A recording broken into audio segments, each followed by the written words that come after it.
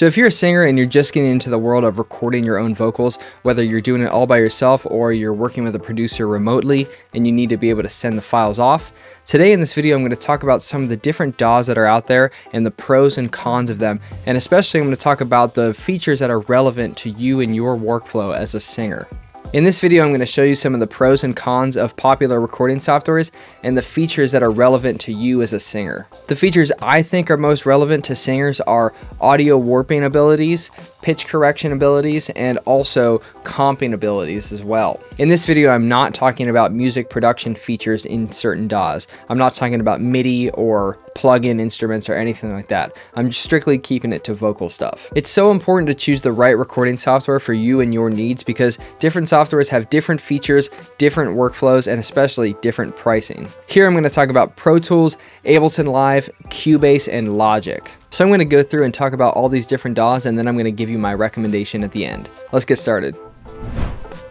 Cubase is currently in its 12th version, and there are multiple editions of it out there. There's Pro, there's Artist, and some cheaper ones as well. In regard to pricing, Pro is currently $579, and there is a cheaper Artist version that is offered at $329. Some of the pros are that it has a super powerful built-in pitch correction, and this is available in the cheaper Artist edition. There's built-in comping abilities that is featured in the Artist version as well, and there's even automatic audio alignment, but that's only in the Pro version. Some of the cons are that it has a slight steep learning curve for beginners, and this is due to the fact that it has a lot of features and a lot of customizable things as well.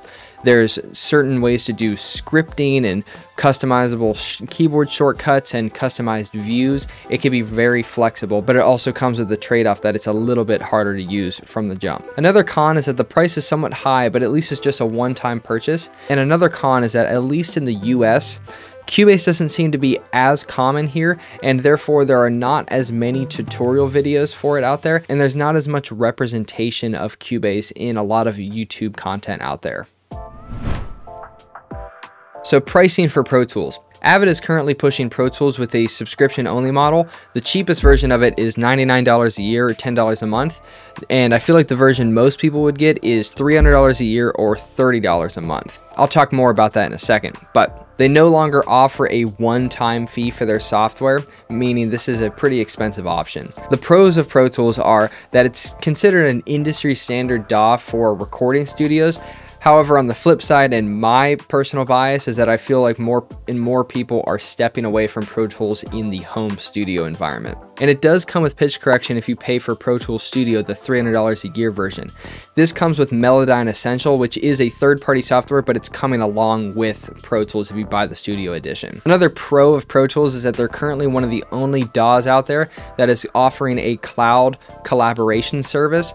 But in my personal experience, it can be a little bit buggy and it costs extra to pay for a lot of storage. Now with the cons of Pro Tools, the first one is that the cheaper version, the $100 a year version, only offers 32 audio tracks, which is pretty limited in my opinion. Overall, it's much more expensive in the long run to buy Pro Tools because of that subscription only model. Another con is that I feel like it has a pretty steep learning curve for beginners. There's a lot to look at and it's not super intuitive once you get into it. There's a lot of icons to understand and it's kind of like Cubase in that way. Another con I hear people talking about often, and one that I experience in my own line of work with Pro Tools, is that it can be pretty unstable. This is kind of a moving target problem and one that changes from release to release year over year, but it does have a reputation of being somewhat buggy and can unexpectedly crash on you. It's a behemoth of a software. It has a lot of features, but I personally feel that most singers are not going to reap the benefits of all those. Another con regarding Pro Tools and its pitch correction is that the version of Melodyne that comes with Pro Tools Studio is only the essential version. For an equivalent price and in the long run, you will get a much better pitch correction software built into Cubase with Very Audio. So for the pricing of Logic Pro, it's just a one-time fee of $200. At this time, there's no subscription models, and I haven't seen people have to pay for upgraded versions down the line. So some of the pros of Logic Pro. Number one, I think it's a beautiful looking software. It's very clean, intuitive, and just easy to look at and easy to get started in.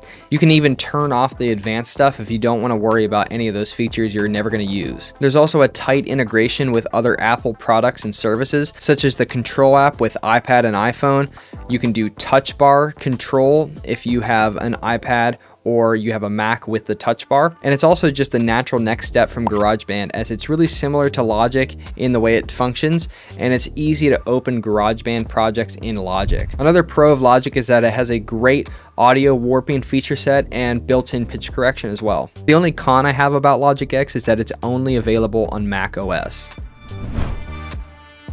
So pricing for Ableton Live is $749 for the Suite version and $449 for the Standard Edition. For singers, you're probably only going to need the Standard Edition. So some of the pros of Ableton Live. Number one is that it has a super intuitive and simple interface to it. It doesn't get overly complicated. Ableton has a really simple way to warp your audio, and it sounds very transparent as well.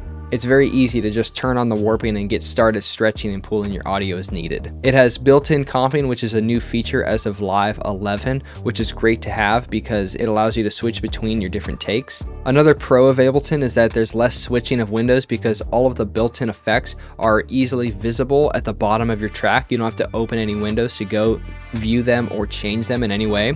So if you need to go adjust something, you just click the track and you have your effects right at your fingertips to start manipulating. For singers, I hardly imagine a reason you need to buy the Suite version. The only differences between Suite and Standard are some effects, some instruments, and the ability to do Max for Live, which I won't even begin to discuss here because it's really not relevant to singers. So I recommend if you're going to get Ableton, you go with the Standard Edition. So some of the cons of Ableton. The first is that it has a way different DAW layout and can be confusing for some users because of that. Basically, it looks way different than most other softwares out there. The number one thing is that the effects chains are all at the bottom, like I was talking about earlier. And the other thing is that the tracks are on the right side of the screen as opposed to the left side of the screen, which is the case for most other DAWs. Another major con of Ableton Live is that there's no native pitch correction. So before I recommend the best DAW for singers, I just wanted to quickly mention my free guide for recording vocal stacks. If you're looking to create detailed vocal arrangements in your songs, then you definitely need this guide. In it, I give you some ideas, tips, and things to avoid when you're recording your next song. So go ahead and click the link below to grab it. It's free, and I'm sure you're going to get some great tips out of it. So let's recap the pros and cons of each DAW. Cubase has just about everything you need, but it's on the higher end of the price range and a bit complicated. Pro Tools has most of the things you need, but it has basic built-in pitch correction and it's super expensive. Logic has everything you need, including pitch correction, but it's Mac only.